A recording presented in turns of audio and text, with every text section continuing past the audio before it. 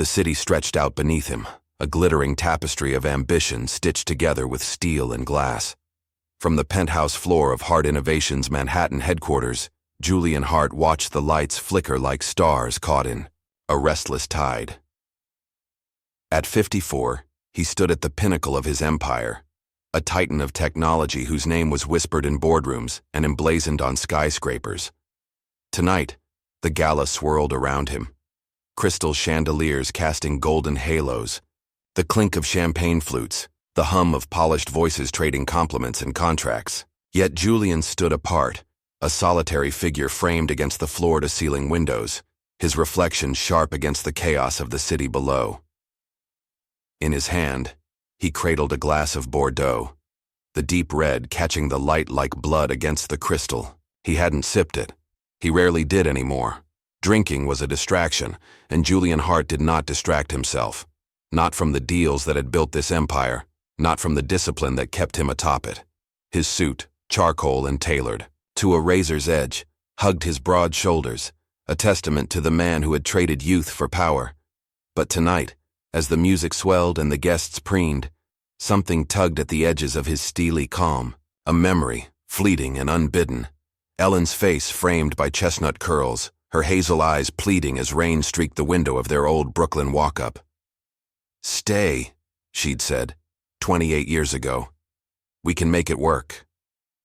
He'd turned away, suitcase in hand, chasing a dream that didn't include her. The murmur of the crowd shifted, pulling him back. A woman stepped into view, cutting through the sea of tuxedos and gowns like a blade through silk. She was young, late 20s perhaps, with sharp cheekbones and eyes that glinted like polished steel. Her black dress clung to her frame, understated, yet striking, and her auburn hair was swept back, revealing a neck that carried a quiet defiance. Clara Evans, the nameplate on her press badge read, a journalist. Julian's lips twitched, a flicker of amusement. Reporters were vultures in this world, circling for scraps of scandal. But there was something different about her, something in the way she held herself, unafraid, her gaze locking onto him with unnerving precision. She approached, her heels clicking against the marble floor, and the room seemed to hush, sensing a storm brewing beneath the surface. "Mr. Hart," she said, her voice clear and cutting, loud enough to draw eyes. "You've built an empire that powers half the world. Tell me, do you think success can ever make up for what you've lost along the way?" The question landed like a stone in still water, rippling through the crowd. Whispers stirred, curious, expectant. Julian felt a prickle along his spine, a challenge to the dignity he'd armored himself with for decades. He could have dismissed her, waved her off with a practiced smile and a quip about innovation. But those eyes, Clara's eyes, held him captive, daring him to flinch. They reminded him of Ellen's, though he couldn't say why. He straightened, his voice low but steady, each word deliberate. "Success," he said, "is the only thing I have left to show for it." A murmur of approval rose from the onlookers. His answer was safe, polished, the kind of soundbite that kept his image untouchable. But Clara didn't smile, didn't nod. She tilted her head, studying him as if peeling back the layers of his tailored exterior. "Interesting," she said, her tone edged with something he couldn't place, disdain perhaps, or pity. "I wonder if you really believe that." Then she turned, her dress catching the light as she slipped back into the crowd, leaving a wake of silence behind her. Julian's grip tightened on the glass, though his face remained a mask of composure. He'd faced down CEOs, senators, even presidents without blinking. Yet that question, those words, had slipped under his defenses like a splinter. What had he lost? The question wasn't new. It had haunted him in quiet moments, in the hollow, spaces between triumphs. Ellen's voice echoed again, softer now. Stay. He hadn't. He'd boarded a plane to Silicon Valley instead, leaving her behind with nothing but a half-empty apartment and a promise he never kept. Success had filled the void, or so he'd told himself. The company, the billions, the headlines, they were his legacy, his proof that he'd been right to walk away. But Clara's words gnawed at him, a quiet assault on the self-respect he'd built brick by brick. He scanned the room, catching the sidelong glances of his guests, men in bespoke suits, women dripping in diamonds, all watching to see if the great Julian Hart would crack. He wouldn't. He never did. Control was his currency, and he spent it generously now, offering a tight smile to a passing executive, raising his untouched glass in a silent toast. The gala resumed its rhythm, the incident dismissed as a fleeting curiosity. Yet as the night wore on, Julian found himself drifting back to the window, the city sprawling beneath him like a map of his victories. Clara Evans. Her name lingered, a puzzle he couldn't solve. He'd seen her badge, press credentials from a reputable outlet. But there was more to her, something personal in the way she'd challenged him.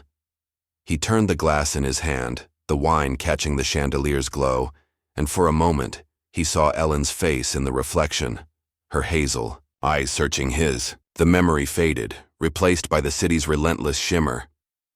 Clara's departure had left a mark, though he couldn't name it. As she vanished into the elevator, her silhouette framed against the golden doors, the crowd's attention shifted, back to him.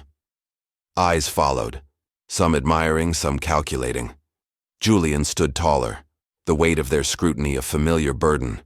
He was untouchable, unassailable, a man who'd traded love for power and never looked back. Or so he'd convinced himself. The lights of Manhattan pulsed below, a constellation of his making, yet they offered no answers tonight. Clara's question hung in the air, a quiet provocation. What had he lost? He set the glass down, untouched, and turned from the window. The gala carried on, oblivious to the crack forming in his carefully constructed world. Outside, the city glowed on, its lights twinkling like a challenge to the dignity he'd fought so hard to claim. The morning after the gala, Julian Hart's office felt like a fortress under siege. The glass walls of his Manhattan penthouse suite reflected the city's restless gleam, but inside, the air was thick with the rustle of newspapers and the faint hum of a printer spitting out headlines. His desk, a slab of polished oak, was buried under a cascade of tabloids and broadsheets, each one screaming a variation of the same story. Julian Hart, the titan with a hidden past? Clara Evans' article had landed like a pebble in a still pond, and the ripples were spreading fast. He stood behind the desk, hands clasped behind his back, his charcoal suit as impeccable as ever. To the world, he was unshaken. Inside, a storm brewed. He picked up the nearest paper, the ink smudging faintly against his fingers. Hart's empire stands tall, but what lies beneath the surface? Clara's words were clever, sharp enough to cut, vague enough to dodge a lawsuit. She hadn't named names or dates, but the implication hung heavy. Julian Hart, the man who'd built Hart Innovations from a garage startup into a global giant, was hiding something. He tossed the paper aside, its edges curling like a reprimand. The press loved a mystery, and Clara had handed them one on a silver platter. His assistant, a wiry man named Thomas, hovered near the door, clutching a tablet.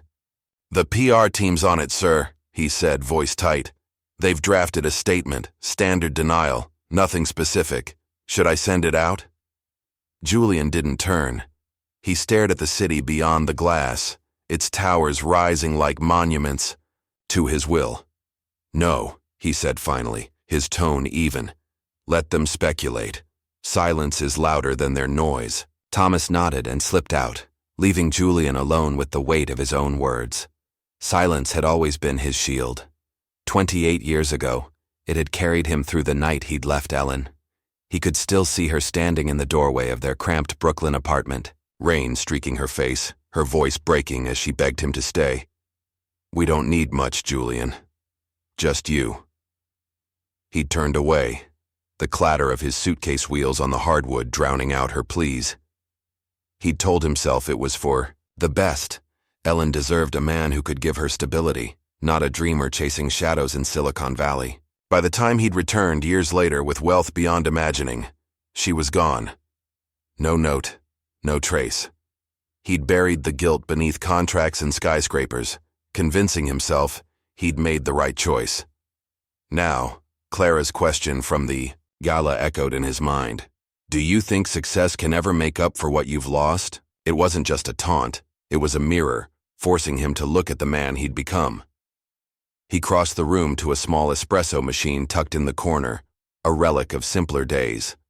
The scent of roasted beans filled the air as he ground them, by hand, a ritual that steadied him. Ellen had loved coffee. Strong, black, no sugar. She'd brew it every morning, the aroma seeping into their tiny kitchen as she hummed softly. He poured the dark liquid into a cup, watching the steam curl upward, and for a moment he was back there, her laughter a distant melody. The memory shattered as he set the cup down, untouched. Clara Evans. She wasn't just a journalist stirring trouble. She was a puzzle he needed to solve. He'd seen the flicker in her eyes last night, a mix of defiance and something deeper. Something personal. He pulled up her bio on his laptop. Clara Evans, senior reporter at the Sentinel, known for digging into corporate giants.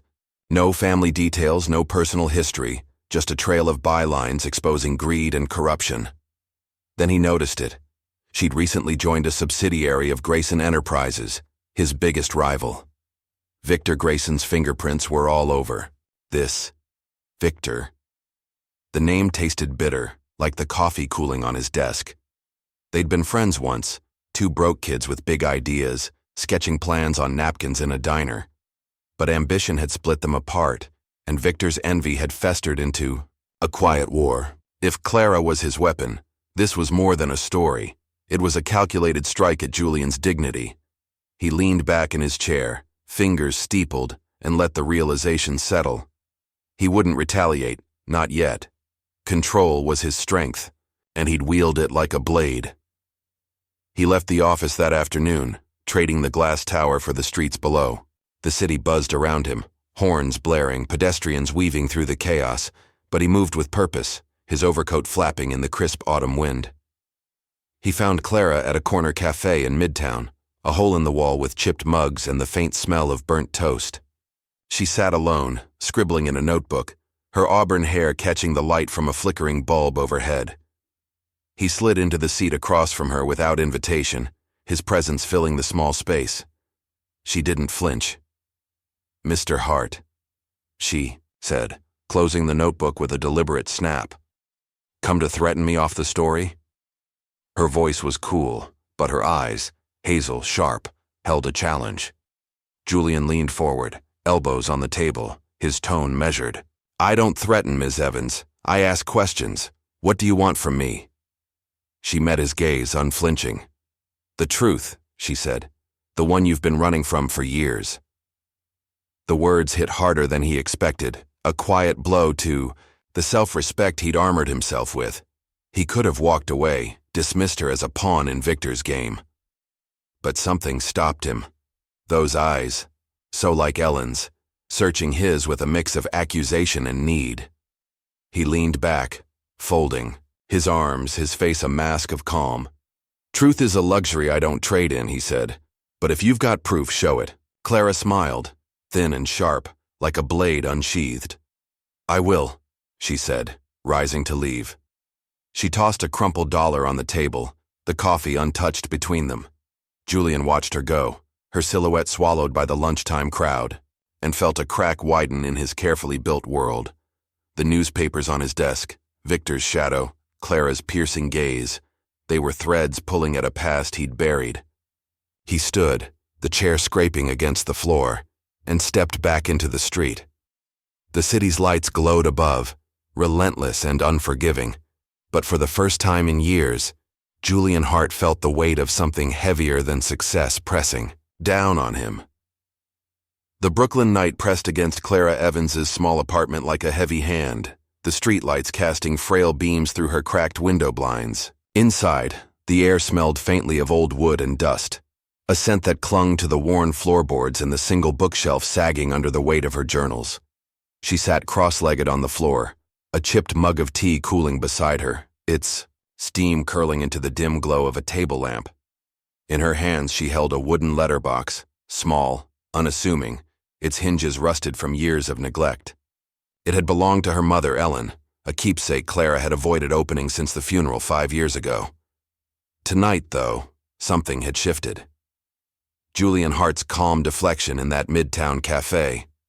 Truth is a luxury I don't trade, so it lit a fuse in her and she needed answers. She pried the lid open with a soft creak, the sound sharp in the quiet room. Inside lay a tangle of faded papers, grocery lists, a pressed flower, a train ticket stub from 1996. Clara's fingers brushed over them, each a fragment of a life she'd pieced together from Ellen's stories, stories of resilience, of raising a daughter alone, of stitching hope into hardship. Then she saw it, a Polaroid, edges yellowed, tucked beneath a folded letter. She lifted it carefully, her breath catching as the image came into focus. A younger Julian Hart, his face softer than the steel-edged man she'd met, cradled a newborn, in his arms. His smile was tentative, almost shy, and beside him stood Ellen, her hazel eyes bright with a love Clara recognized from her own childhood. On the back, in Ellen's looping scrawl, Clara, 3 days old. He didn't stay. The room tilted. Clara set the photo down, her hands trembling as she unfolded the letter. The paper was thin, creased from years of being handled, and the ink had faded to a ghostly blue. Ellen's words spilled across the page, raw and unguarded. "Julian, I waited for you that night. You said you'd come back after the meeting, but you didn't. I'm pregnant. Our daughter's due in July. I don't need your money or your name. I just need you to choose us. If you don't, I'll raise her alone, and I will, Ellen." Below, a postscript added later in a shakier hand. "He chose his dreams, but you, Clara, are why I kept going." Clara's throat tightened, a knot of grief and fury twisting inside her. She'd grown up on tales of a father who'd vanished. Ellen had never named him, only said he'd been lost to ambition. Now the pieces snapped together. Julian Hart, the untouchable billionaire, was the man who'd walked away. The photo burned in her hands, proof of a bond she'd never known, a betrayal she'd carried without understanding. She stood, pacing the tiny room, her shadow flickering against the wall.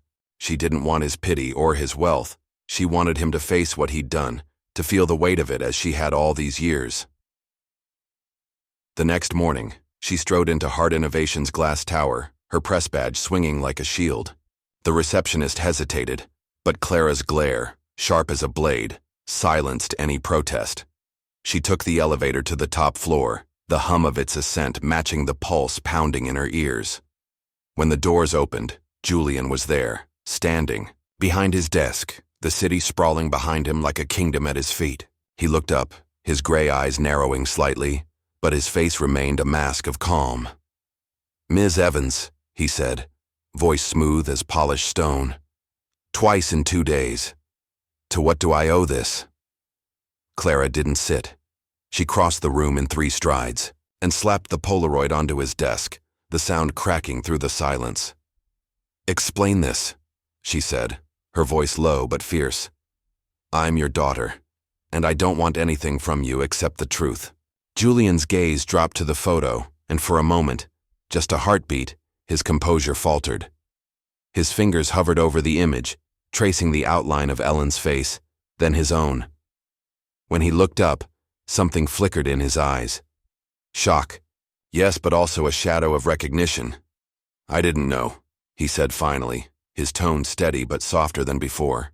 "Ellen never told me she was pregnant. I left her, yes, but I didn't know about you."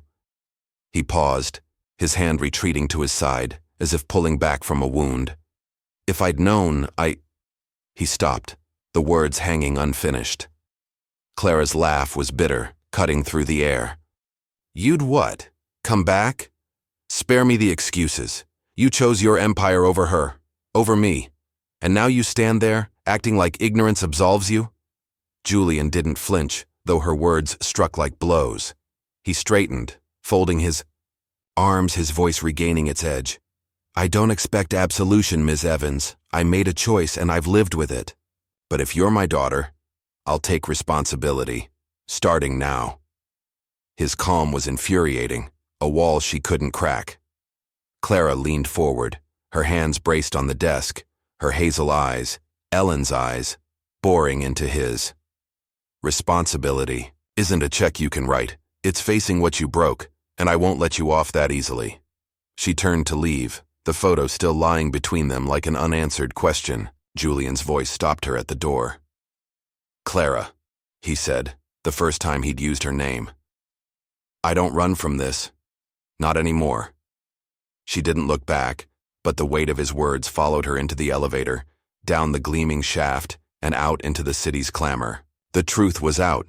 A jagged shard of her past laid bare, and she'd wield it like a weapon until he felt its edge. Back in his office, Julian sank into his chair, the Polaroid trembling in his grip. The city glowed beyond the glass, indifferent, to the earthquake shaking his world. Ellen's handwriting, Clara's fury, they tore at the dignity he'd built, exposing the man beneath the title. He'd walked away once, convinced success would silence the guilt. Now, staring at his daughter's infant face, he knew it never had. The lights dimmed as clouds rolled over Manhattan, and for the first time in decades, Julian Hart felt the pull of something stronger than ambition, a call to reclaim the honor he'd lost. The grand ballroom of the Waldorf Astoria shimmered under a canopy of chandeliers, their light fracturing into 1,000 golden sparks across the polished marble floor. It was Hart Innovation's annual shareholder meeting, a ritual of power and prestige, and Julian Hart stood at its center, a figure carved from discipline and resolve. His charcoal suit hugged his frame, the tie a perfect Windsor knot, but the air around him crackled with something new, tension, sharp and electric. The room buzzed with anticipation, not just for profit reports but for the whispers that had followed him since Clara's visit 2 days ago. Cameras lined the back wall, their lenses glinting like predatory eyes, ready to feast on any crack in his armor. Julian stepped to the podium, his gray eyes sweeping the crowd. Executives in tailored suits, investors clutching leather portfolios, reporters poised with pens and recorders. He'd faced scrutiny before. It was the cost of his throne, but today felt different, heavier, as if the weight of Clara's words, "I'm your daughter," had tipped the scales of his carefully balanced world. He cleared his throat, voice steady as he began. Ladies and gentlemen, thank you for joining me. Hart Innovations continues to lead, innovate, and deliver. Let's begin.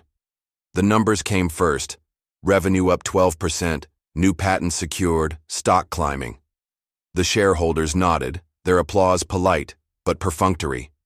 Then, the room shifted, a ripple of movement as Victor Grayson rose from the front row. At 54, Victor was a mirror of Julian's ambition turned sour, broad-shouldered, silver-haired, his smile a blade veiled in charm. Once a friend, now a rival, he'd clawed his way into Grayson Enterprises, a titan nipping at Hart's heels. He adjusted his cufflinks, a deliberate pause, then spoke, his voice smooth and venomous. A fine report, Julian, but let's address the elephant in the room. Rumor has it you've got a daughter out there, a secret you've buried while preaching integrity to us all. What's the truth, old friend? Does the great Julian Hart have no honor left to lose? The crowd erupted. Gasps, murmurs, the rapid click of camera shutters. Julian felt the blow, a calculated strike at his dignity, but his face remained stone. The lights overhead burned hotter, the air thickening with expectation. He could have lashed out, called Victor a liar, or stormed off in a huff. Instead, he leaned into the podium, hands steady, and met Victor's gaze with a calm that cut deeper than rage. I don't deny my past mistakes, he said, each word measured. I've made choices I regret and I'm facing them now, but my honor isn't yours to judge. It's mine to reclaim. Next question. The room hushed, stunned by his restraint. Victor's smirk faltered, just for a moment, but the cameras caught it, flashing like gunfire. Reporters shouted over each other. Who's the girl? Is she after your fortune?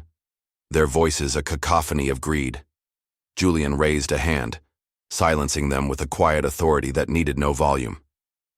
This meeting is about Hart. Innovations, he said. If you want gossip, buy a tabloid. He stepped back, signaling the end of questions, and the agenda rolled on, though the air still thrummed with unrest. Afterward, alone in his office, Julian shed his jacket, the weight of the day settling into his shoulders. Victor's attack wasn't just business.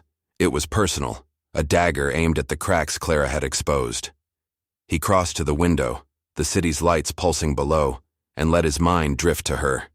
She'd stood in this room, fierce and unyielding, demanding accountability he hadn't been ready to give. Now, with the world watching, he couldn't hide. Not from her, not from himself. That evening, he traded the glass tower for Brooklyn's quieter streets, the autumn wind tugging at his overcoat. Clara's apartment building loomed ahead, a modest brick relic dwarfed by the city's ambition. He didn't knock, too soon, too raw, but he lingered, noticing a sagging sofa on her stoop, its springs poking through faded fabric. He'd seen her carry books there, her refuge from the chaos.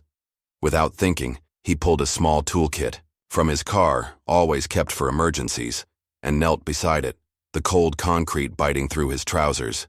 His hands moved with precision, tightening bolts, patching tears with duct tape he'd scavenged from the trunk. It wasn't much, but it was something. The city hummed around him, car horns, distant laughter, but he worked in silence, the rhythm of it steadying his pulse. He remembered Ellen's old chair, how he'd fixed it one rainy afternoon, her smile lighting up their cramped kitchen. That was before ambition swallowed him whole. Now, as he smoothed the tape over the sofa's arm, he felt a flicker of that man again. Not the titan, but the one who'd once cared enough to mend what was broken. Footsteps approached, sharp and deliberate. Clara stood over him, arms crossed, her hazel eyes narrowing in the streetlight's glow. "What are you doing?" she asked, her voice edged with suspicion. Julian stood, brushing dirt from his hands, his tone even. "Fixing something. It's not much, but it's a start." She glanced at the sofa, then back at him, her lips tightening. "Don't think you can buy my forgiveness with a few screws and tape," she said. "This changes nothing." "I'm not buying anything," he replied, meeting her gaze without flinching. "I'm doing what I should have done years ago, showing up." Clara's expression didn't soften, but something flickered in her eyes. Doubt, maybe, or the ghost of curiosity. She turned away, climbing the steps to her door, but paused halfway. "Stay out of my life," she said over her shoulder, her voice quieter now, almost brittle. The door clicked shut behind her, leaving Julian alone under the flickering street lamp. He walked back to his car, the toolkit heavy in his hand, the city's glow a distant hum. Victor's words replayed. Does Julian Hart have no honor left? To lose? But they didn't sting as they had in the ballroom. Honor wasn't a title or a headline. It was this: kneeling in the dirt, fixing a broken thing, facing a daughter who hated him. The media glare would intensify, Victor's knives would sharpen, but Julian wouldn't break. He'd built an empire with his hands. Now, he'd rebuild something far harder, piece by quiet piece. The lights of Manhattan shimmered ahead, relentless and unforgiving. But for the first time, Julian felt ready to meet them on his own terms. The private dining room of Le Bernardin glowed with understated elegance, its amber lights casting soft shadows over crisp white tablecloths and gleaming silverware. Julian Hart sat at the head of a long mahogany table, flanked by a handful of Hart Innovations' top executives, a routine dinner to smooth over the shareholder meeting's fallout. The air smelled of truffle oil and aged wine, a veneer of civility masking the tension that still lingered from Victor Grayson's public jab. Julian's suit was pristine, his posture rigid, but his mind churned. Clara's rejection on her stoop last night, "Stay out of my life," echoed louder than the clink of glasses around him. He'd faced her fury with calm, but each word had carved deeper into the fault lines of his dignity. The murmur of conversation paused as the maitre d' approached, his expression tight with unease. "Mr. Hart," he said, voice low, "there's a woman here insisting on seeing you. She says it's personal." Julian's brow furrowed, a rare crack in his composure. He excused himself, rising with the grace of a man accustomed to command, and followed the maitre d' to the foyer. The executives exchanged glances, their whispers trailing him like a shadow. She stood there, framed by the restaurant's glass doors, a woman in her late 40s with chestnut curls streaked with gray. Her coat was threadbare, her face lined with years, but her hazel eyes, Ellen's eyes locked onto him with a force that stopped him cold. "Julian," she said, her voice a trembling thread. "It's been a long time." The room tilted beneath his feet. Ellen, alive. The woman he'd left 28 years ago, the one he'd mourned in silence when he couldn't find her again. His hands clenched at his sides, but his voice stayed steady, a lifeline to his self-control. "Ellen," he said, "I thought you were gone." She stepped closer, her gaze unwavering, though her lips quivered. "I was pregnant when you left," she said, loud enough for the nearby staff to turn. "I begged you to stay, but you walked away. I raised our daughter alone, Clara, and now you're here, playing the king while we scraped by." Her words landed like blows, each one a wave crashing against the honor he'd rebuilt. Julian's chest tightened, but he didn't flinch, didn't raise his voice. "I didn't know," he said, repeating the truth that had become his shield since Clara's revelation. "If I had—" "You'd have what?" she cut in, her tone sharp with decades of hurt. "Come back? Saved us? Don't lie to yourself, Julian." Before he could respond, Clara burst through the doors behind her, her face pale with shock. "Mom!" she said, voice cracking. "You're alive?"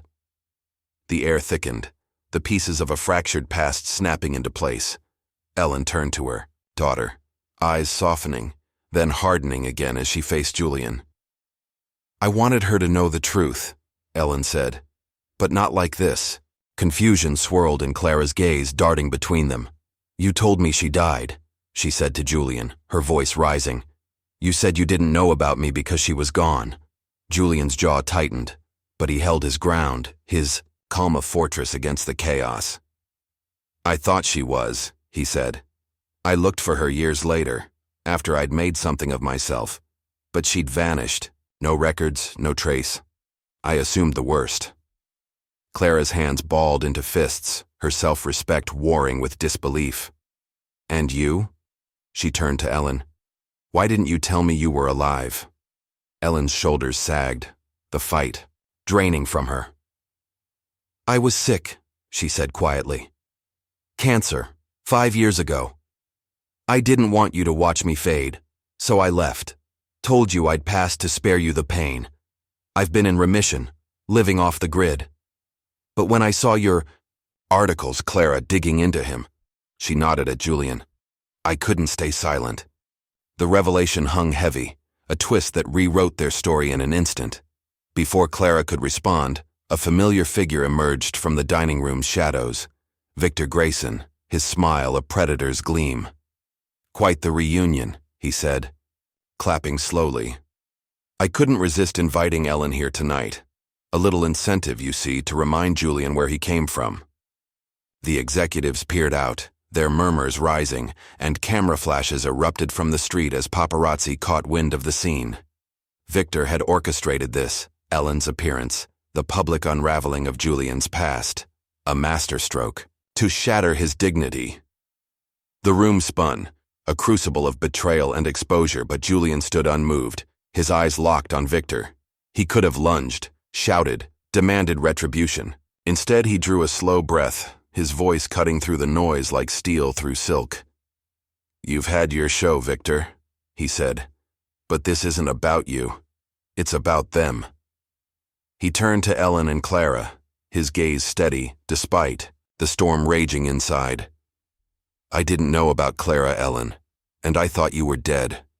I can't undo the past, but I'll face it. Here, now, without your games." Clara's eyes blazed, torn between fury and the raw truth unfolding before her. "How many secrets do you have left?" she demanded, stepping closer. Julian met her stare, unflinching. "None that I'm hiding anymore," he said.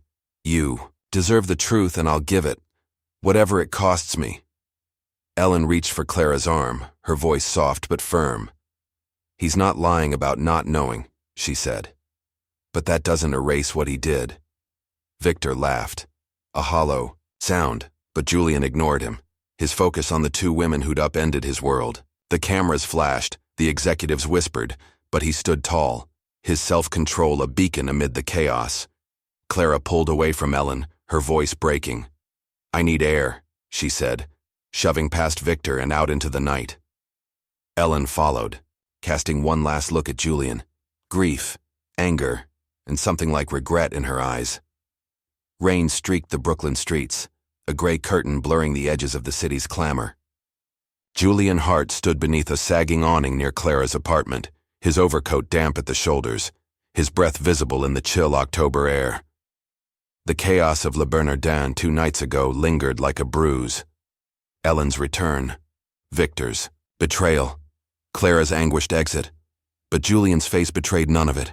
His gray eyes were steady, fixed on a weathered park bench across the street, its wood splintered and slick with water. He'd seen Clara sit there often, scribbling in her notebook, her refuge from the storm he'd unwittingly brought into her life. Tonight he carried no briefcase, no title, just a small canvas bag slung over his shoulder, its contents clinking softly as he moved. The fallout from Victor's ambush had been swift.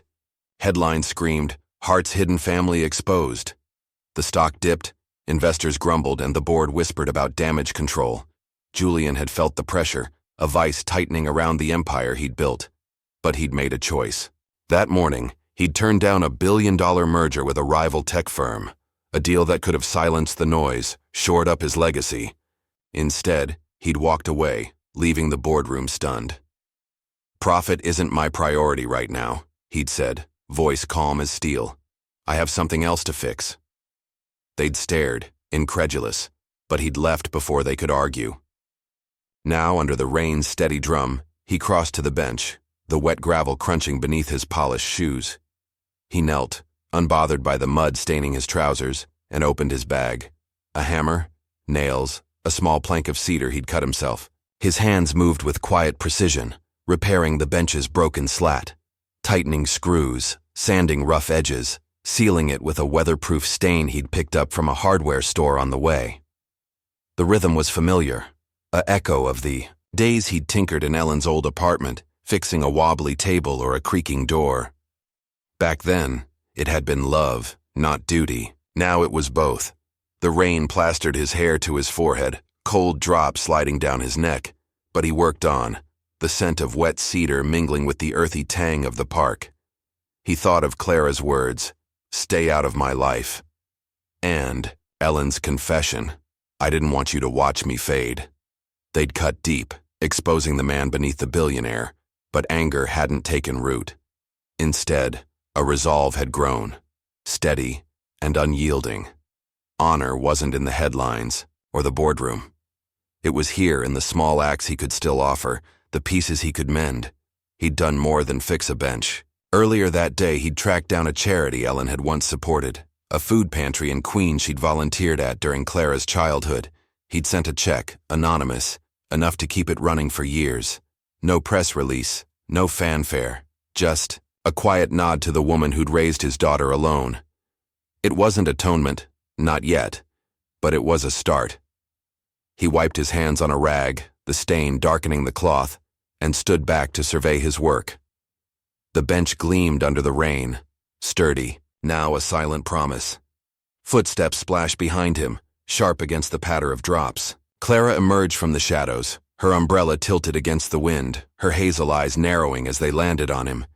She wore a raincoat, soaked at the hem, and her auburn hair clung to her cheeks. "You again," she said, her voice cutting through the downpour. "What is this? Some kind of redemption tour?" Julian turned, wiping rain from his face, his tone even despite the sting of her words. "Just fixing something," he said, gesturing to the bench. "You sit here a lot. Thought it should hold up." Clara's gaze flicked to the bench, then back to him, her lips tightening. "I don't need your pity projects," she snapped, "or your guilt trips. Ellen, my mom, she told me everything after that circus at the restaurant. How you left, how she hid. I don't know what to believe anymore, but I know I don't want you here." Her words were a wall, but her voice trembled at the edges, betraying the cracks beneath her defiance. Julian didn't argue, didn't push. He folded, the rag into his bag, his movements deliberate, his calm a shield against her storm. "I'm not here for pity," he said, "or forgiveness. I'm here because I should have been Years ago. You don't have to believe me, Clara. Just let me do what I can. He met her eyes, steady and unguarded, rain streaking his face, like tears he wouldn't shed. She faltered, her umbrella dipping as she studied him. The soaked coat, the muddied knees, the quiet resolve in his posture. Ellen's voice echoed in her memory, a story from years ago. Your father was gentle once before the world got to him. He'd fix anything, chairs, dreams, anything broken.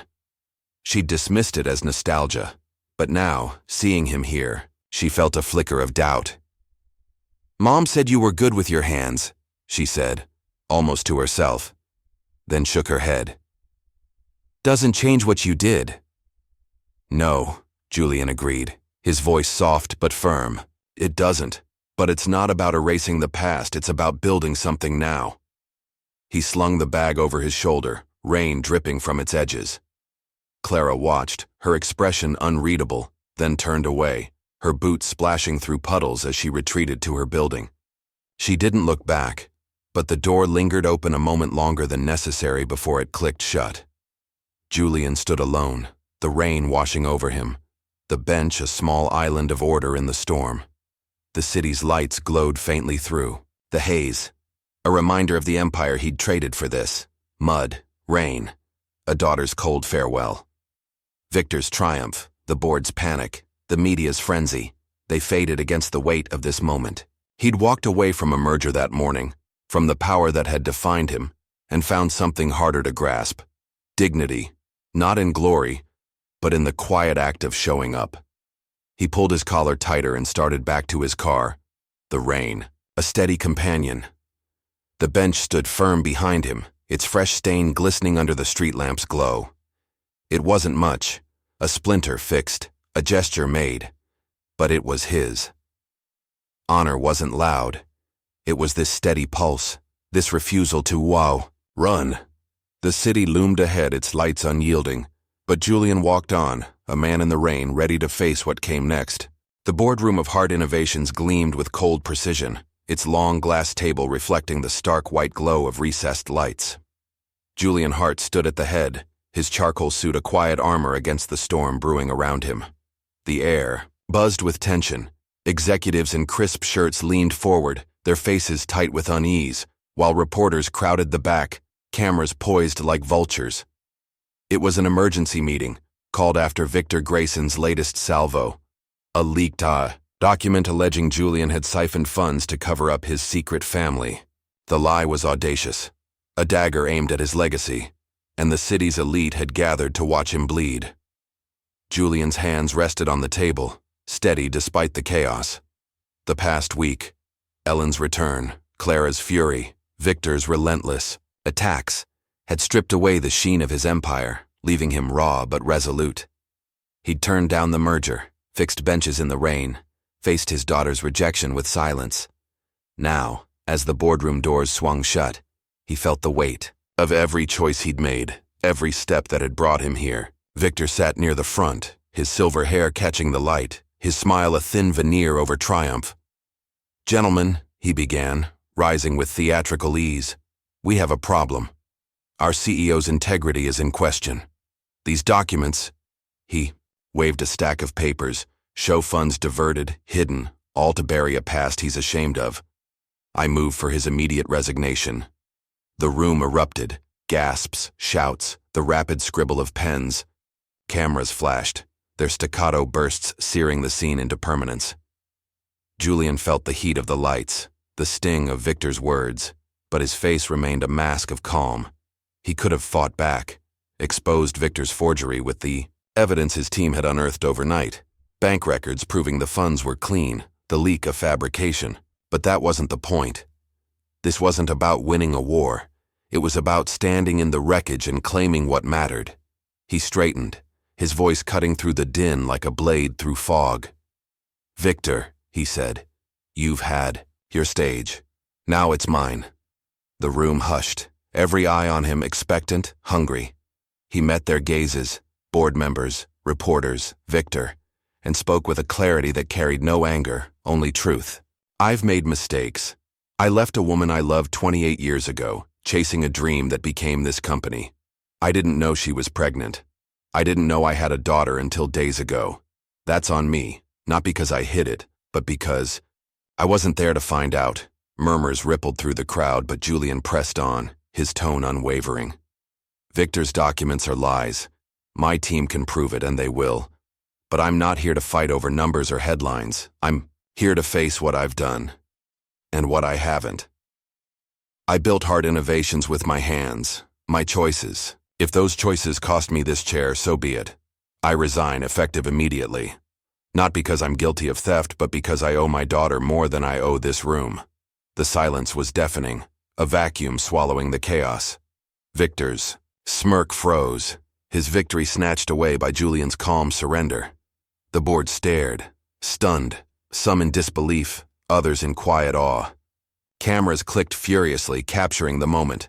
Julian Hart, titan of tech, stepping down not in shame, but in a dignity they couldn't touch. He turned to leave, his steps measured, when the doors banged open. Clara stormed in, her raincoat dripping onto the polished floor, her auburn hair wild from the storm outside. In her hand she clutched a crumpled letter, its edges worn from handling. Her hazel eyes, Ellen's eyes, blazed as they found Julian. "Wait," she said, her voice sharp enough to halt him mid-stride. She crossed the room, ignoring the gasps, the flashes, and shoved the letter onto the table. "Read it," she demanded. "Out loud. Now." Julian took it, his fingers brushing hers, and unfolded the page. Ellen's handwriting stared back, a final confession penned before she'd vanished.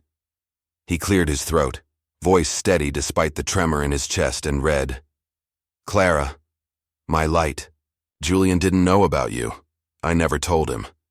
I begged him to stay that night, but when he left, I let him go. I wanted him to chase his dreams, even if it broke me. He tried to find me later. I saw him once, years after, outside the pantry, in Queens, but I hid. I was sick, ashamed, didn't want him to see me weak. He's not perfect, but he's not the monster I let you believe. Forgive him, if you can. I already have. Love, Mom." The words hung in the air, a lifeline thrown. Across decades, Julian's hand lowered, the letter trembling faintly. But he met Clara's gaze with a calm that held no defense, only acceptance. "I didn't know," he said again, softer now, to her alone. "But I should have fought harder to find out." Clara's lips parted, her fury faltering as tears welled in her eyes. "She forgave you," she whispered almost to herself. "Why didn't she tell me?" The room watched, breathless as Victor rose again, his voice oily with opportunism. "Touching," he sneered. "But this doesn't change the facts. Resignation or not, Julian's unfit." Clara cut him off, spinning to face him, her voice a whip crack. "Shut up, Victor, this isn't your story."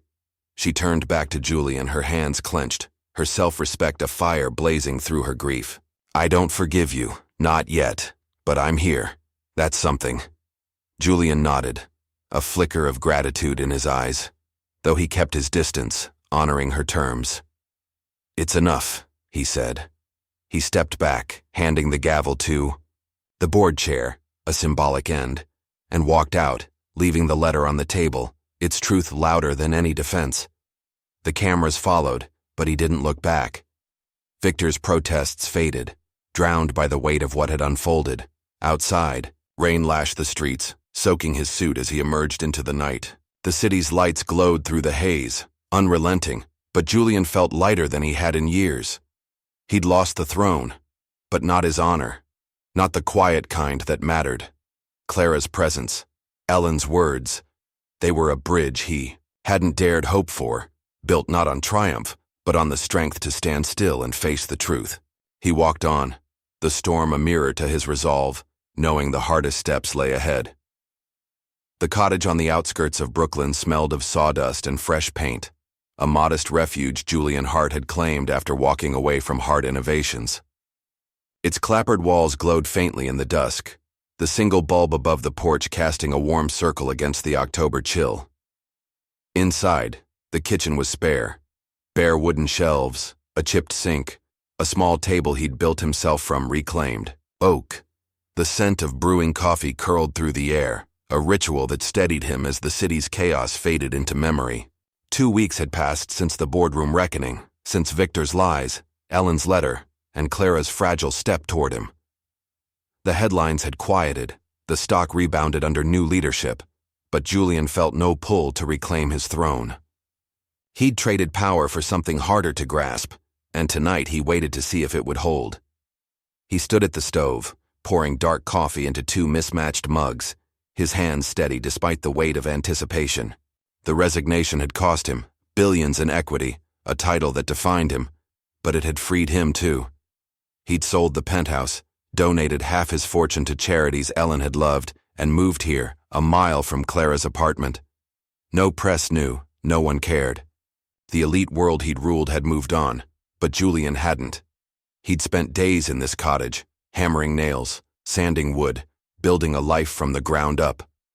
The table bore his marks, scratches from a slipped chisel, a knot he'd left, intact, proof of a man learning to mend more than furniture. A knock broke the silence, sharp against the creak of the floorboards. Julian set the mugs down, wiping his hands on a rag, and opened the door. Clara stood there, her raincoat speckled with mist, her auburn hair tucked beneath a scarf.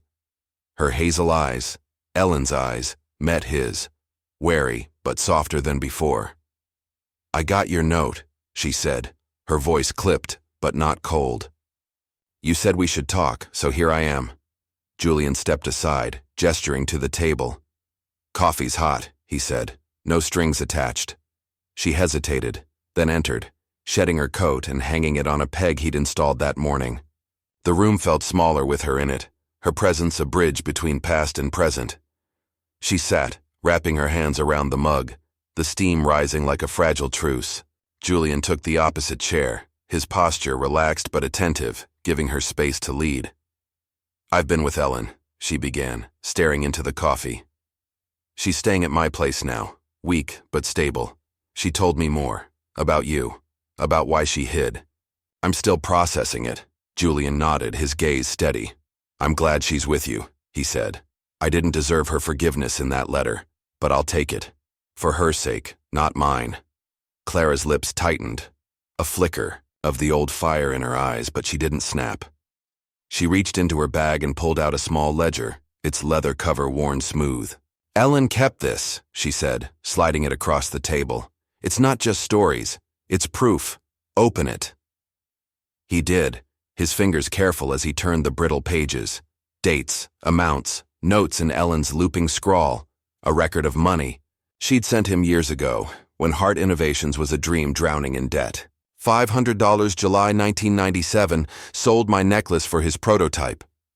$200 March 1998, extra shifts for his rent.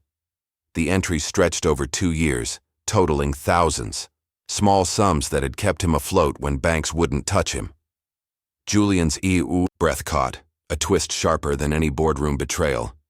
"She never told me," he said, voice low, raw. "I thought I'd done it alone." Clara's eyes glistened, but her tone stayed firm. "She didn't want you to know. Said you'd have sent it back, or worse, come back out of guilt. She believed in your dream, even after you left her. That's what she was. Selfless, stubborn, stronger than you'll ever be." The words stung, but Julian didn't flinch, didn't defend. He closed the ledger, his fingers lingering on its cover, Ellen's sacrifice a weight he couldn't unshoulder. "I didn't deserve her," he said. "Or you." Clara leaned forward, her voice softening, though her gaze held steel. "Maybe not, but she saw something in you, something worth saving. I didn't believe her until I saw you in that rain fixing that damn bench, and then in the boardroom walking away from it all. Ellen forgave you in that letter, and I—" She paused, swallowing hard. "I'm not there yet, but I'm here. That's what I can give you right now." Julian's chest tightened, a quiet ache of gratitude breaking through his calm. "That's more than I've earned," he said, his voice steady but warm. "I don't need forgiveness, Clara. I just need you to know I'm not running anymore. He rose, crossing to a corner where a half-finished project sat, a wooden table smaller than the one they shared, its legs still rough. "I started this for Ellen," he said, running a hand over its surface. "Years ago, in our old place. Never finished it. Thought I might now, for her, for you." Clara stood, stepping closer, her fingers brushing the wood. "She told me about that," she said, a faint smile tugging at her lips. "Said you promised her a table big enough for 3. The memory hung between them, tender and fragile, a thread from a life he'd lost. "Still could be," he said, meeting her eyes. "If you'll let me try." Clara didn't answer, but she didn't pull away, her hand resting on the table a moment longer before she stepped back. They sat again, the coffee cooling between them, and talked. Slowly, haltingly, about Ellen, about the years apart, about the ledger's truth. Outside, the park stretched dark and quiet, its benches glistening under the street lamp's glow. Clara rose to leave, pulling on her coat, but paused at the door. "I'll come back," she said, almost a whisper. "Not tomorrow, maybe not. Next week, but I will." Julian nodded, his calm unshaken, a small light flickering in his chest. "I'll be here," he said. She left, her footsteps fading into the night, and Julian stood alone, the cottage settling around him.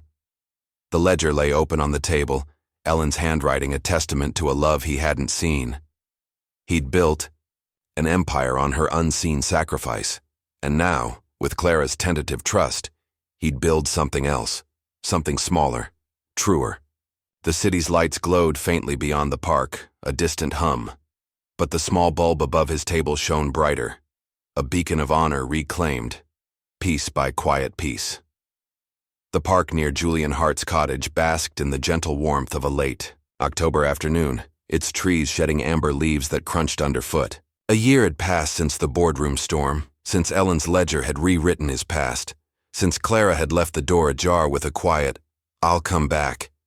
The air smelled of earth and fading summer, a crisp promise of renewal, and Julian stood beside a wooden bench he'd repaired months ago, its fresh stain still holding against the seasons.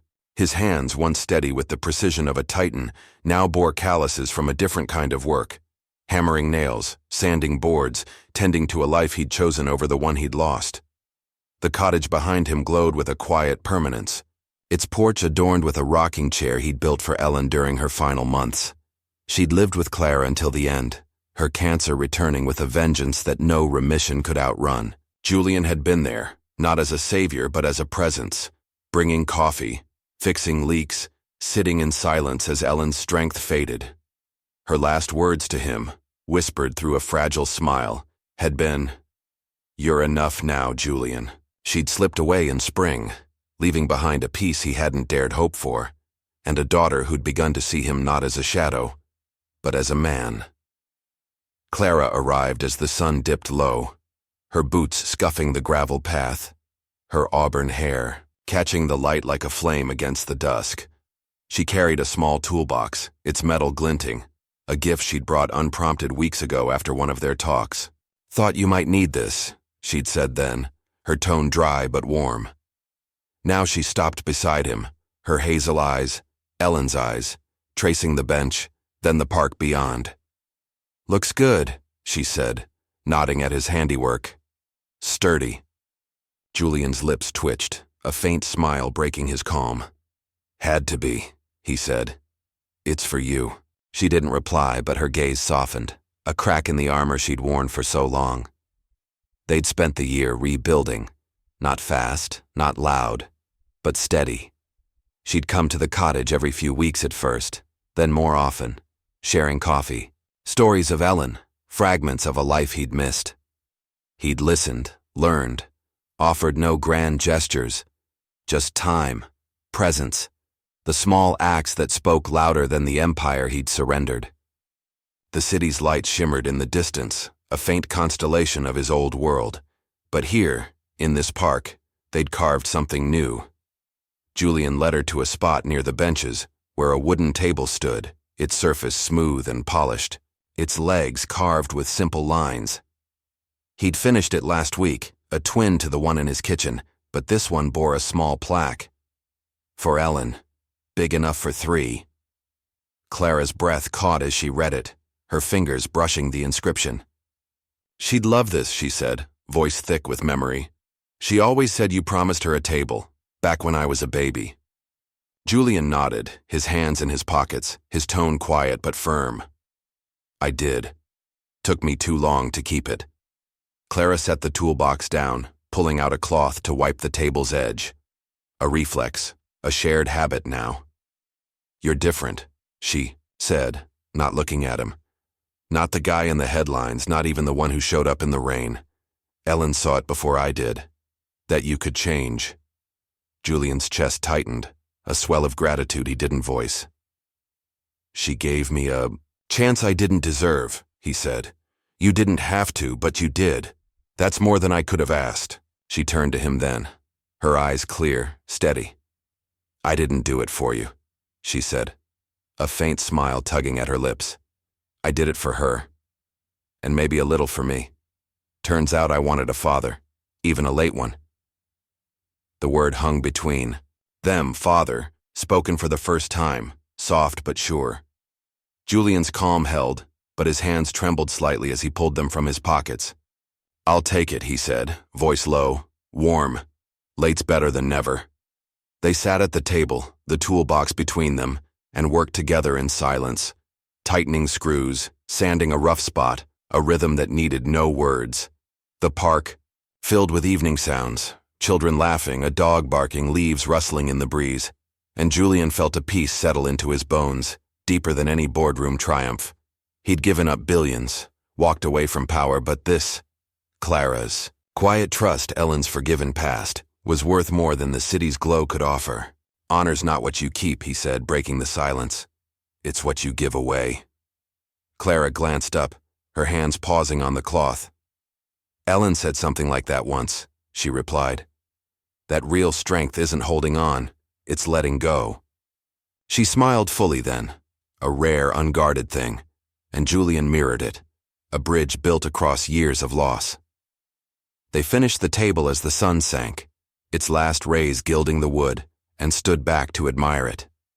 Big enough for 3, Clara said, echoing Ellen's dream, and Julian nodded, the ache of her absence softened by the daughter beside him.